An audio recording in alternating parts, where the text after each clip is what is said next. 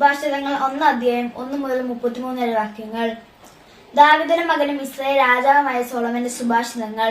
മനുഷ്യർക്ക് ജ്ഞാനവും പ്രബോധനവും ഗ്രഹിക്കാനും ഉൾക്കാഴ്ച എന്ന വാക്കുകൾ മനസ്സിലാക്കാനും വിവേകപൂർണമായ പെരുമാറ്റം ധർമ്മവും നീതി ന്യായം എന്നിവ ശീലിക്കാനും സർലഹൃദയർക്ക് വിവേകവും യുവജനങ്ങൾക്ക് അറിവും വിവേചനശക്തിയും പ്രദാനം ചെയ്യുവാനും വിവേകി ശ്രദ്ധിച്ചു കേട്ട് അറിവ് വർദ്ധിപ്പിക്കാനും ധാരണശക്തി ഉള്ളവർ പഴമൊഴിയോ അലങ്കാര പ്രയോഗം ജ്ഞാനികളുടെ സൂത്രങ്ങൾ അവരുടെ കടങ്കഥകൾ എന്നിവ ഗ്രഹിക്കാൻ തക്ക കഴിവ് നേടാനും അത്രേ ഇവ.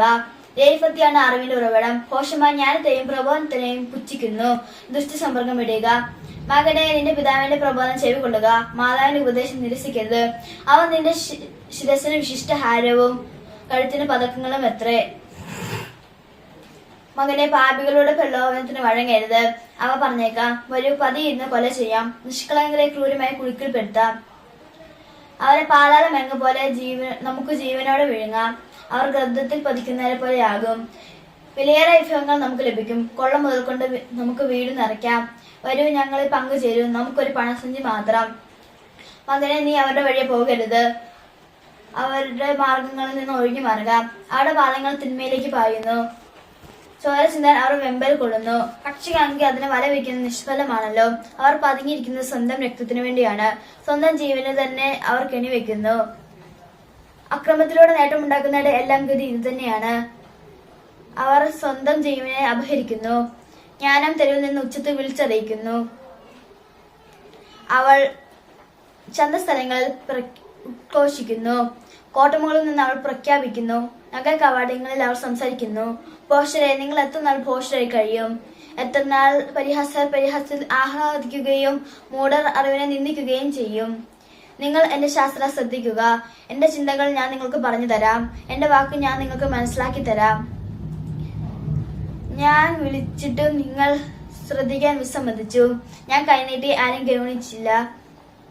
എന്റെ ഉപദേശം അപ്പാടെ അവഗണിക്കുകയും എന്റെ ശാസന നിരാകരിക്കുകയും ചെയ്തു. അതിനാൽ ഞാനും നിങ്ങളുടെ അനർത്ഥത്തിൽ നിങ്ങളെ പരിഹസിക്കും. പരിഭ്രാന്തി നിങ്ങളെ പിടികൂടി കൊടുങ്കാറ്റ് പോലെ പ്രഹരിക്കുമ്പോൾ, അത്യാഹിതം ചുഴലിക്കാറ്റ് പോലെ വന്നെത്തുമ്പോൾ, ദുരിതവും വേദനയും നിങ്ങളെ ബാധിക്കുമ്പോൾ ഞാൻ നിങ്ങളെ പരിഹസിക്കും. അപ്പോൾ നിങ്ങൾ എന്നെ വിളിക്കും, ഞാൻ വിളി കേൾക്കുകയില്ല. ജാഗരൂകരായി നിങ്ങൾ എന്നെ അന്വേഷിക്കും, കണ്ടെത്തുകയില്ല.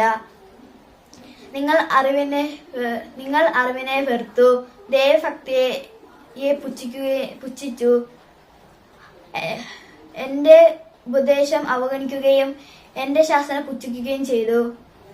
നിങ്ങളുടെ പ്രവർത്തിയുടെ ഫലം നിങ്ങൾ അനുഭവിക്കും. നിങ്ങളുടെ തന്ത്രങ്ങളിൽ നിങ്ങൾക്ക് മടുപ്പ് തോന്നുകയും ചെയ്യും. എന്നെ വിട്ടകലുന്നത് മൂലം ശുദ്ധഗതിക്കാർ മൃത്യുപ്പെടും. ഭോഷരുടെ അലംഭാവം താങ്കളെ തന്നെ നശിപ്പിക്കുകയും ചെയ്യും. എന്നാൽ എന്നെ ശ്രദ്ധിക്കുന്നവർ സുരക്ഷിതനായിരിക്കും.